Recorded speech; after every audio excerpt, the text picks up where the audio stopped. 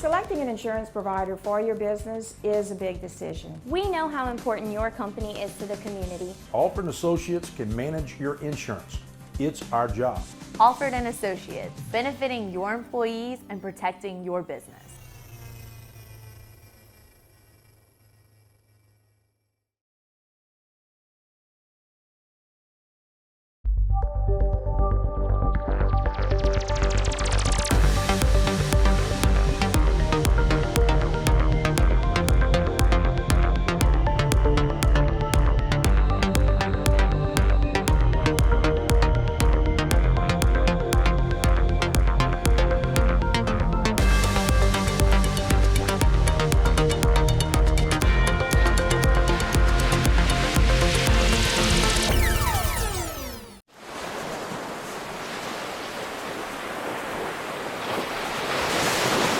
Good evening and welcome to this week's episode of Louisiana and Beyond.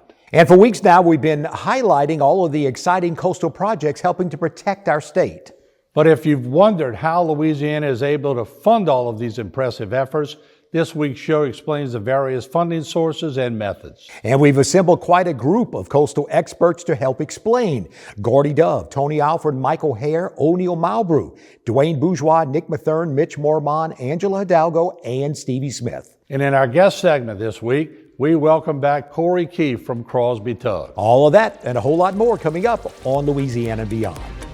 Louisiana and Beyond is brought to you in part by Edison Schwest Offshore, Bollinger Shipyards, Crosby Tugs LLC, Grand Isle Shipyard, Nicholls State University, and Sea Level Construction.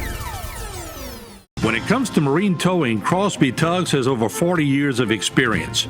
We have the know-how to safely assist ships into and out of their berths, escort oil tankers quickly and safely, tow ships, respond to fuel spills, and work in extreme conditions. Founded in 1977 by Vinton and Kurt Crosby, we are one of the largest privately owned marine transportation businesses in the industry. If it's on the water, let Crosby be your transporter. At GIS, putting people first has always been our thing. As we always say, our people are our most important assets. With over 20 office locations, we deliver innovative solutions across 4 key markets: energy, industrial, infrastructure, and power. Our 4 main service groups house over 20 service capabilities, supporting projects from start to finish. We're proud of our legacy and even more excited about what's ahead. Edison Schwest Offshore is more than a fleet. We're an interconnected network of vessels, logistics hubs, and a fast-growing workforce of over 19,000 dedicated professionals across the globe. From the United States to Brazil and the Middle East to Southeast Asia, Schwest provides cutting-edge solutions to a worldwide community. And in the face of evolving demands across the industry, we are committed to operating as the best in the world. In a world where you can choose to be anything, who do you choose to be? At Nicholls State University, with over 70 distinct degree programs, we believe our students can be anything. Be an artist, a chef, a journalist, an educator, a lifesaver. But no matter what you choose to be a colonel. Be more at Nicholls State University. Welcome to Bollinger Shipyards. For nearly a century, our family of skilled shipbuilders has driven innovation and excellence, creating some of the world's most advanced vessels. Today, we are at the forefront of our industry and redefining the future of naval warfare. At Bollinger, we turn challenges into opportunities and careers into legacies. Here, you're part of something bigger. Any yard can build a ship. We don't just build ships. Together, we're building the future.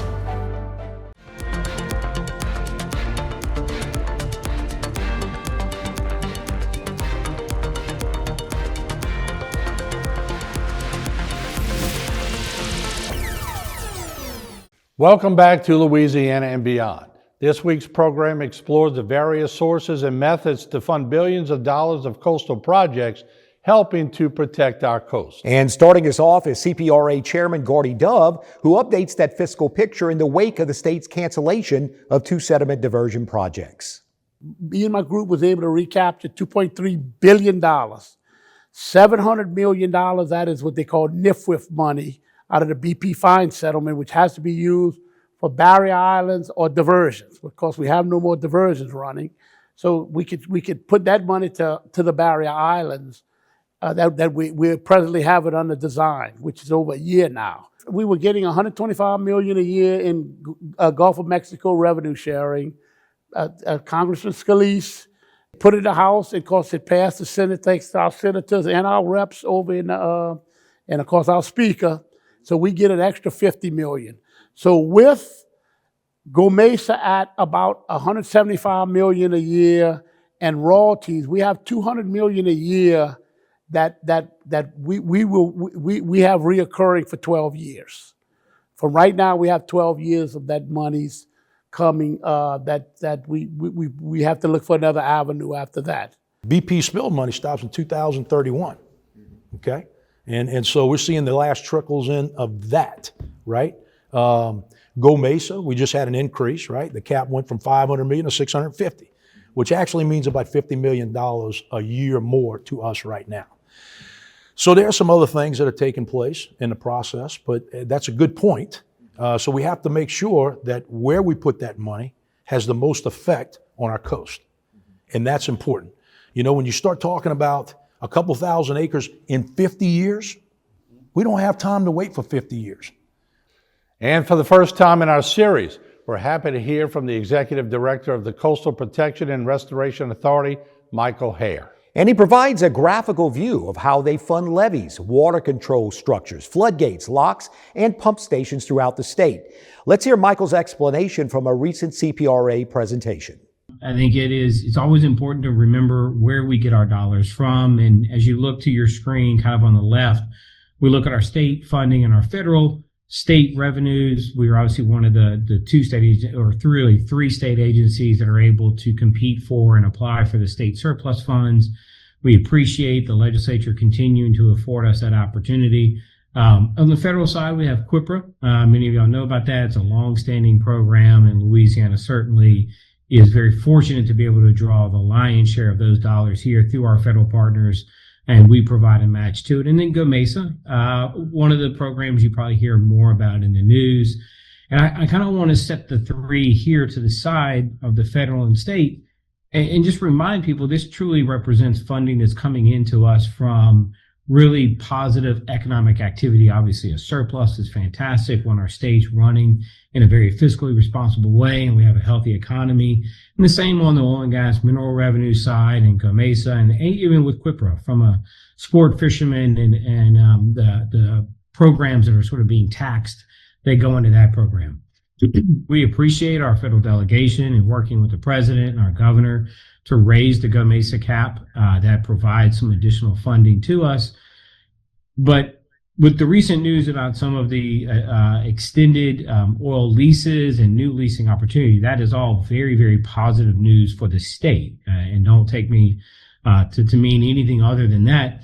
But GOMESA currently has a cap. And so we will hit that cap based on the economic activity or production activity in the Gulf right now. So while we certainly appreciate our federal delegation for raising it, we will have to continue that public advocacy work with all of our partners, many of whom I'm sure are on the call today, to go back and continue to ask for additional increments of raising that so that we can continue to have sustained funding for our program. And again, I look at these as being funding for the right reasons. They're coming to us because we have a healthy, thriving economy, and its production is happening in our state and is being reinvested in our coastal community.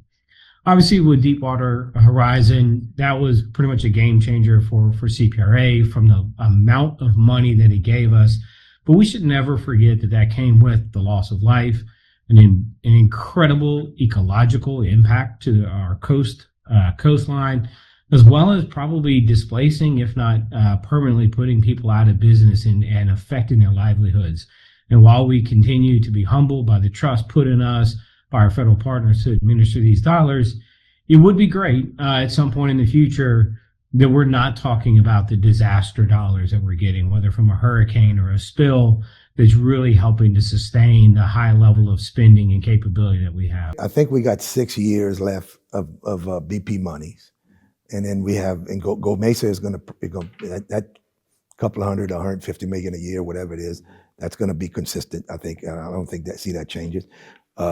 If the oil and gas, if the Gulf of America oil and gas production increases, then that money increases. But again, the BP money runs out. So the big projects like the land bridge, the bridges that Gordy's talking about, the Barry Island restoration projects, those are going to need some money to be not restored as much as maintained. And so we're probably going to be going into what we would call a maintenance program to maintain what we did, so that we don't, everything we built, we don't make sure we don't try to lose. So there's going to have to be some serious thought behind that. And of course, I hopefully one of the things is I realize that we're gonna know how much it takes to maintain what we're doing. And coming up a bit later in the program, Dwayne Bourgeois, Nic Matherne, Mitch Marmande, Angela Hidalgo, and Stevie Smith add their coastal funding thoughts. And after the break, Corey Keefe joins us to share how Crosby Tugs continues to support jobs, families, and our working coast. Stay with us on Louisiana and Beyond.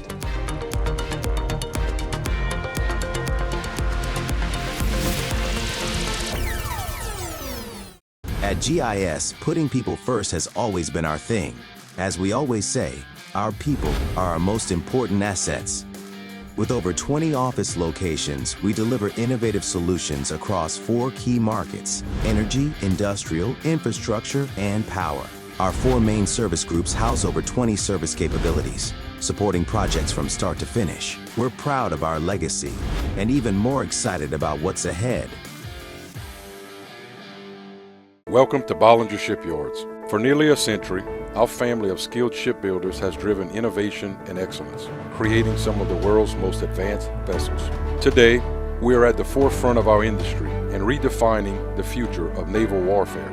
At Bollinger, we turn challenges into opportunities and careers into legacies. Here, you're part of something bigger. Any yard can build a ship. We don't just build ships.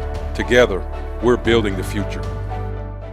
Sea Level Construction is a heavy civil contractor that provides turnkey services for the industrial and marine industries. From building large-scale infrastructure to installing the foundation for expansion projects, Sea Level and its family of companies offer a wide range of capabilities, including driven piles, drilled deep foundations, structural fabrication, structural concrete, marine construction, barge maintenance and repair, site work development, heavy equipment repair services, and electrical services. Call Sea Level Construction to set the foundations for your next big project.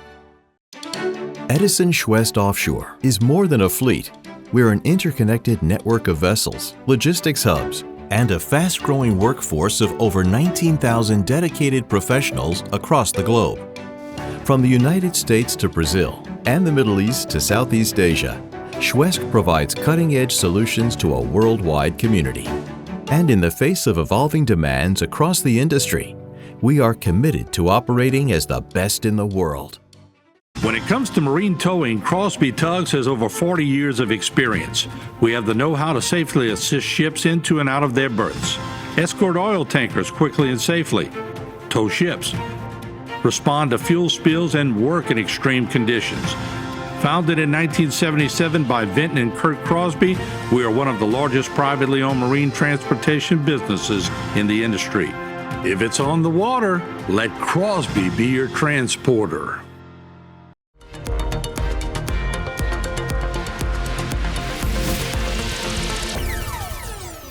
Now let's hear from one of the key players keeping South Louisiana moving, Crosby Tugs. And we're joined by Corey Keefe, who gives us a look at how this locally grown company supports everything from shipping and logistics to construction along our waterways. And they're not just moving vessels, they're moving progress, making sure people, equipment, and materials reach the places that matter most. And this is just the beginning. Corey takes us inside the history, the growth, and the innovation that make Crosby Tugs a cornerstone of the region's maritime industry. Crosby Tugs was formed, I think, in 78 or 79, 1978, 1979, about that time. And it was formed by Mr. Vinton Crosby. And he bought one tugboat. And shortly after that, his son Kurt Crosby joined the company. There's a story behind Kurt. You know, Kurt was at Nichols playing, Kurt was going to Nichols to play basketball, and get an education, but he didn't, that wasn't his path, so he ended up going into business with his dad. They bought a second tug. Before you know it, they're getting another boat or two here and there. And they started to grow and grow and grow to the point of where now, it's a 140 to 150 tugboat outfit. Now we don't have all of those operating, but the point is that's what it's turned into. And I tell people this all the time. I've been with Crosby now for 13 years, and I have 49 years in this now. So my previous 36 years was a real good gig, and achieved a lot of success and all, which kind of what brought me to Crosby's doorstep, I guess. Is he and I talking through the years. We were fierce competitors at one time. But this is like being on tour with the Rolling Stones all the time, The tugboat company ended up getting diversity, which started, I guess, about 10 years ago with the acquisition of the dredge division and buying dredges and building that up. And then then Crosby invested into a company called Bertucci, and they took that company and merged it with a company called Lure Brothers out of Illinois. And now Lure Crosby is one of the largest outfits in the country that can harvest, deliver, and install rock. Okay? So the diversity, I was very fortunate to be here to live through that and to be part of the thought process and now to be part of the management process. And it's tough. It's got its challenges, don't get me wrong. It's not all lollipops and unicorns. It's not that. But I got to admire him for taking the courage to take those steps and taking on those risks. And what that means is employing more people here. But we have people from all over the country that work for us, even people from outside the country that work for us. We have a division in Mexico. We own another company there too, another tugboat company there. So we have that piece of diversity as well. We have an environmental company in Alabama that disposes of all fuel waste and things of that nature. And so when you look at all these things, it's risky. That's why you'll never catch one of us sitting at a casino. I think we get up and gamble all day long. We don't need to go to Harris. Corey Keefe's story really shows the resilience and vision it takes to keep a company thriving in South Louisiana and that competitive marine industry. And from a single tugboat to a diverse fleet, Crosby Tugs has not only survived, it's grown, investing in people, equipment, and capabilities that keep the region moving. And I could read you a list of companies that have gone out of business in the last 10 years. And what's given us the gumption to remain where we are is that we have the inventory. We have the fleet. And we could compete on a level that way. There's a lot of small operators out there that we compete with on a day-to-day basis, and believe you me, they're staunch competition. They're not just going to lay down and let us run over them. That's not how it works. We got to compete with everyone. It's fair competition. But we have an inventory, and that's what I said. It's like touring with the Rolling Stones. There's always somewhere to play music, and we could work on this today and that tomorrow and that another week and then put them all together in one big pile of stuff. And, imagine yourself as a child going to Disney World, and to be an adult in a Disney World like I am now, but it's not funny like Disney World, And I love being in this environment. I'm so happy that we're all the employees here are provided a place where we could do these things. And that's what's kept us where we are. The diversity and the continued investment into the fleet. We have a big fleet, and so we have a lot of soldiers in the Army, let's put it that way. Corey Keefe's insight really highlights what makes Crosby Tugs successful. Strong leadership, trust in their teams, and the freedom to get the job done. And it's that cohesion and shared responsibility that keeps them moving, even as projects grow bigger and more complex across South Louisiana's waterways. With leadership that understands the business, invests in people, and supports innovation, employees know they can perform at their best. And that commitment, not just to work, but to each other, is what keeps Crosby Tugs productive, competitive, and a true backbone of our coast. He really has given us the latitude to be able to function at doing what we're doing, and expects for us to be able to be involved and expects us to be productive. And I think that you could see with all the stuff being built around us right now that we're not letting them down. So, or letting the people down, or letting anybody down. I think that the good thing about the cohesiveness of the business over here, I was president of the South Central Industrial Association as well. You know, we did all these things because all these things are just so doggone important. And I have a boss and an owner who understands these things.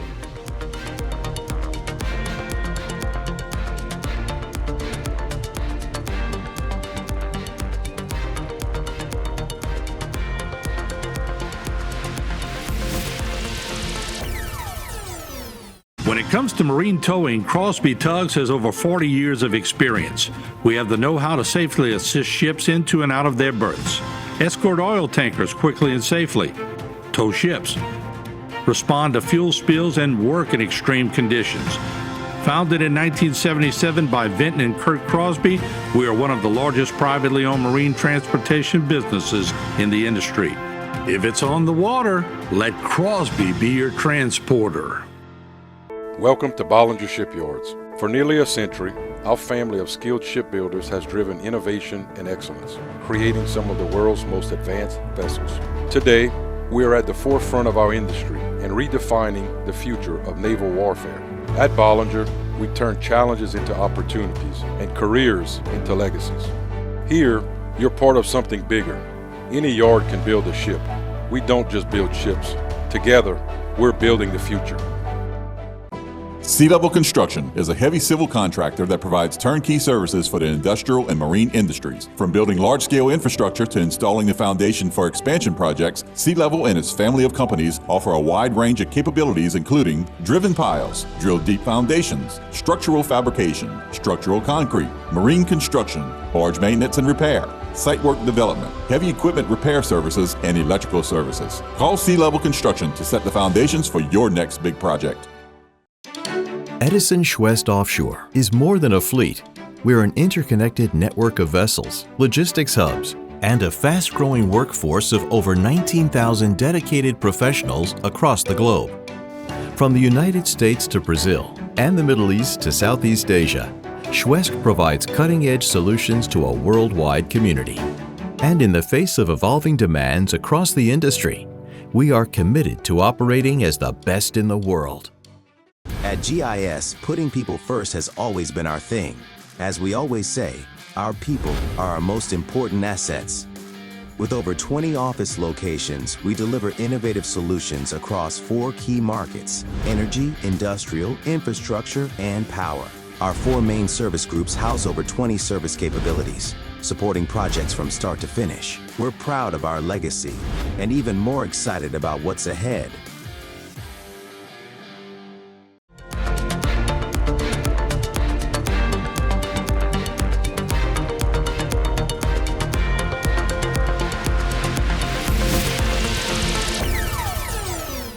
In this week's Louisiana and Beyond, we're exploring the various coastal funding sources. Years ago, former Speaker of the House Tip O'Neill coined the phrase, "all politics is local." So we now switch our focus to local investment in our coastal projects. Well, I mean, funding is everything, right? We can't do anything without it. So we do have our local sales tax, our local ad valorem tax, and the voter-approved additional ad valorem tax. And that brings in money, probably in the neighborhood of $8 million. But our budget for capital projects has been 21, 22, 23 million a year for the past 8 years now, right? So that money, that other money is coming from somewhere else. And that's the best money we can spend because it's other people's money. That's coming from the state And most of it is coming from GOMESA, right? Every now and then there'll be a state surplus, but you can imagine how rare those things are, and we can get some money. Rarely we get capital outlay because that's another request we make, but it's extremely competitive. And when we have other funding sources such as GOMESA, then that's kind of we don't have to fund those guys because they're going to get their money elsewhere. So GOMESA becomes a very big, important part. And we just had a nice lift on GOMESA, but we're disproportionately rewarded for the efforts that as compared to the land-based states. Without going into all of the details, we share a much smaller pot than the other states. We've been extremely blessed in the past decade or so, being the recipient of a lot of grant funding from the state of Louisiana, whether that's through the Coastal Impact Assistance Program, through the Gulf of Mexico Energy Security Act, through state surplus funding, capital outlay. We've done an impressive amount of dirt moving and lifting of our levees, largely because of the assistance that we've received from the state of Louisiana through the Coastal Protection and Restoration Authority. Collectively, the 3 levee districts represents a population. And in the world of funding, like you just mentioned, population is what gets attention and how you're generating your funding. The people here have demonstrated that they're very interested in investing into what we're doing, or they wouldn't have voted in extra millage and extra sales tax and all of this. So, that also helps us to get attention when we go and ask for state funding and federal funding. We're definitely not going to stop doing what we're doing. But, a lot of people don't understand the way this arrangement is, right? This is 65% federal and 35% local, okay? Well, we're pretty close to having spent our 35% already, That doesn't mean we're going to stop. As I said, we have a goal to get the system to 15 feet and to finish this lot complex. So we'll be working toward that in the next few years, hopefully completing that. Probably within 2 years, we'll be done with that, right? I mean, the lock will be wrapping up and we'll have everything to 15 feet. Then it becomes more of a federal budget issue and not a local budget issue. So the good thing is we have a tax here. We raise $22 million a year. A lot of that is bonded out, but some of those bonds will be retired over time, and that money will be available to use for our maintenance costs and any capital projects we want. The state has been, hand in hand with us pretty much dollar for dollar match. Everything we raise, we get from the state. So, and that has been going on for 20 years. So I don't think anything's going to change in terms of that.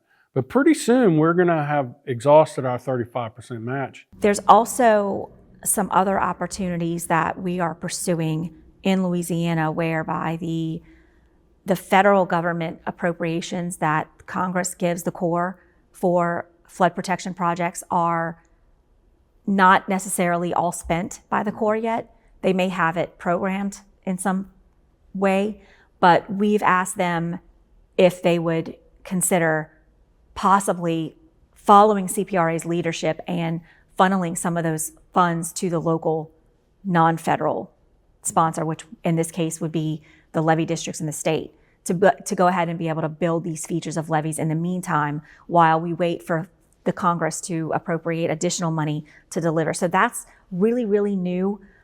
It's going to happen. I have every bit of faith that it will happen in my lifetime, but that's something that we'll be able to go and do these interim lifts with federal money that's never been done before. There's 3 projects in the country that this presidential administration wants to have begun, the non-federal sponsor to have construction. One of them is in the Everglades, one of them is in East Texas, and the other one is Morganza to the Gulf.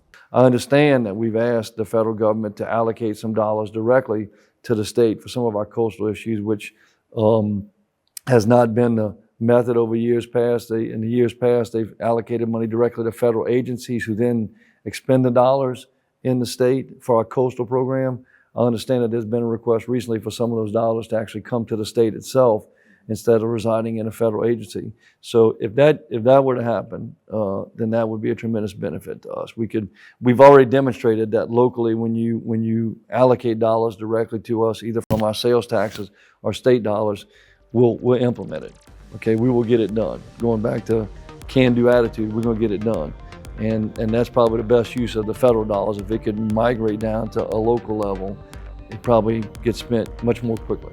And we thank all of our guests for helping us understand the funding of coastal projects. And we appreciate you joining us this week and hope to see you for the next episode of Louisiana and Beyond.